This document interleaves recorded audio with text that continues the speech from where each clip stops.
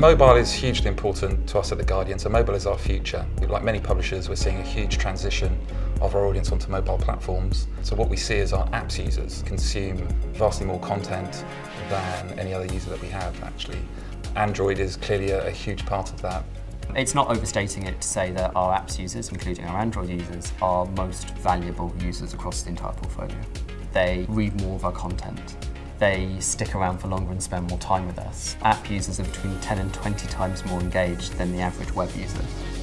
Native apps like our Android app provide features that you can't get on the mobile web. And really this comes down to key things around ever-presence. The fact that once you're on the device, you're always there when you're running. That gives us opportunities that we've never had before. If you look at our Android Wear integration, for instance, then that's really about enabling people to receive Guardian notifications in a much more timely and interesting way, and then to be able to read them straight away, or even save them for later if they get a story that they really care about, but they're in a situation where they can't quite read it yet. I'm really proud that the team here have opt-in rate of over 90%, so fewer than 10% of people choose not to get our notifications, and that really speaks to the quality of the editorial choices that we make around them. With such a large audience for our apps, then personalisation becomes increasingly important. You can personalise your homepage, and this is a really, really powerful feature. It allows users to select any kind of content from across the entire network. So it could be your favourite subject, it could be your favourite writer, and we want to make sure that the content that's relevant to them is really front and centre for their experience. Having engaged users is critically important. In fact, in many ways it's more important than just having a large number of users for The Guardian and creating a habit.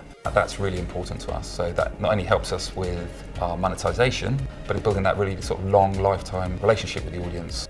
As a business, we passionately believe that the only way to be confident about the products we're going to launch is to test them and test them and test them and get them in front of as many real readers and real users as possible.